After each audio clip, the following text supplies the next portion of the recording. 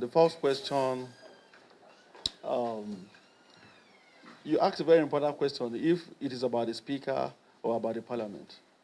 Yes, thank you very much again. You see, in the 10th House of Representatives, we have a new spirit, the spirit of partnership and collaboration, working together across the 8 political parties that make up the parliament with one interest, our country at heart. And the understanding that we are not here because I'm Philip Agbese, but because I'm here for my federal constituency, and I'm also here to serve my country. So, for us in the 10th House of Representatives, it is not about individuals. It doesn't matter whose name is there today. We don't address Mr. Speaker as Right Honorable Tajuddin Abbas while presiding. The office of the Speaker of the House of Representatives of the Federal Republic of Nigeria is an institution on its own, recognized by the protocol list of the Federal Republic of Nigeria. And if we as patriots are in the parliament, it does not matter. If we feel that there's an injustice to one today, we don't know who is going to occupy that office tomorrow. No one is going to be there forever as Speaker. Young parliamentarians are also, by God's grace, will be occupying that position. And tomorrow when you raise issue, like the issue you raised about what your colleague raised about what was done in the past and about the National Honors Act, yes, you are not very correct, sir. In time past, you will recall, even at the cost of moving the motion, I mentioned private individuals who have received the national honor of GCON. There's no law. It is at the discretion of Mr. President to give these honors as far as the people who are being given this honor are deserving. And in this instance case, there is a clear distinction between the individuals and the offices.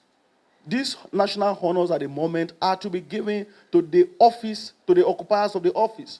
It wasn't because Right Honorable Tajuddin Abbas, as a lecturer, was the best in the university where he was working, that this honor is coming to him. That is why it became a duty of those of us who are in the parliament today, representing the institution of the House of Representatives, to speak up for the institution that we represent.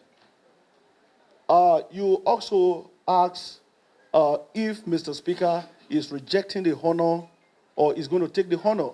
Mr. Speaker, Right Honorable Tajuddin Abbas, at all times will be bounded by the letters of the prayers and resolutions of the parliament. It is not about him. I will state that again. The entire parliament, this issue was debated today, and we resolved as a house. Nobody, I mentioned the issue of institution earlier. Nobody, no individual member, no matter the office the person occupies, is greater than the institution of the House. Today, the House resolution is that we go back to Mr. President and tell Mr. President that yes, the honor is in line, we appreciate the honor, but what should be given to the Right Honorable Speaker is the award of GCON. Are there other questions? Now, Lizzie asked the question from other people about the current state of affairs of the country and what we are discussing. I think, Madam Lizzie, the 10th House of Representatives, as a matter of fact, we have done quite a lot to see that there are changes in the welfare of our fellow citizens. Again, we cannot be wiser than the framers of our Constitution if they had deemed it necessary that an issue like national honor should be included in the Constitution of the Federal Republic of Nigeria. It therefore means that as much as we want to promote the welfare, it is also the constitutional duty of government to confer this honor. For instance, I think, on a lighter note, I do quite better these days, with the honor, with the title of honorable than when I used to be a Mr. Philip. So I believe that people in the society should be given their due honor, regards as it affects their dignity and the offices that they occupy. Thank you very much. This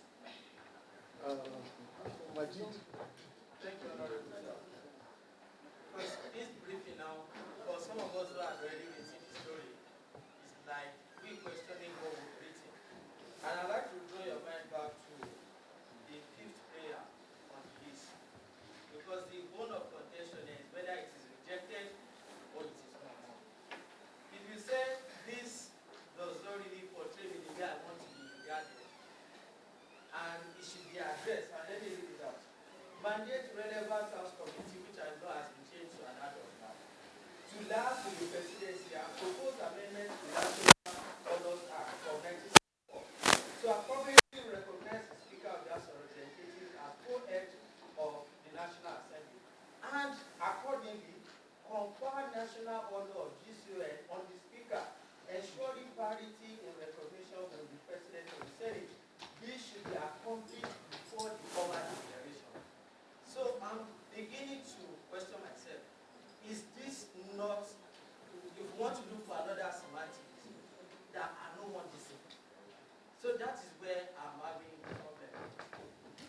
Well, I will borrow from you.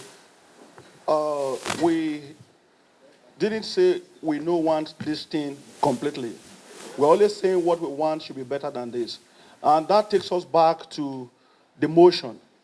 The motion argued extensively the position of the Senate and the position of the House of Representatives as two equal halves that should be respected and accorded that due respect.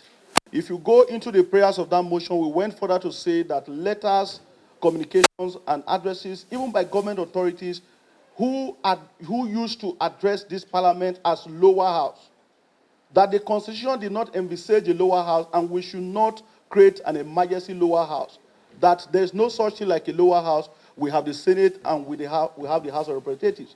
And I will recall that one of my colleagues even argued that by population, that in any event that there should be lower or higher, the House of Representatives should be addressed at the higher house by virtue of our population.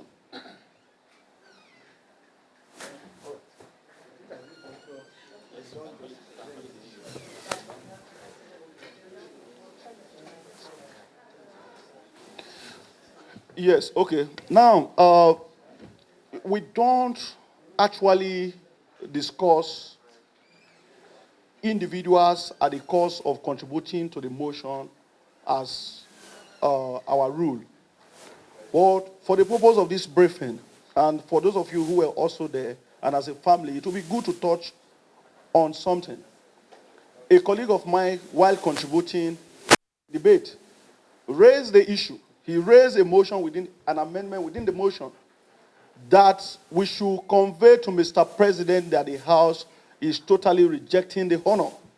And His Excellency, the Right Honorable Speaker, intervened, by saying that that motion was a bit harsh and that the House is not in any war with what Mr. President has done. But again, put us on track to remain strictly on the track of the motion that the House and the Senate and the House must be treated equally, and the leadership of both parliament must be treated equally. The motion equally talked about the issue of chairman and deputy chairman, that the Constitution did not stipulate anywhere the question of National Assembly, chairman of National Assembly, and the House of Representatives Speaker being deputy chairman or whatever. Finally, it was proposed in our prayers that the same national honor, the same status of national honor be given to the Senate President in line with the equality that we are preaching and which our Constitution had been said before now, that the Speaker should be given the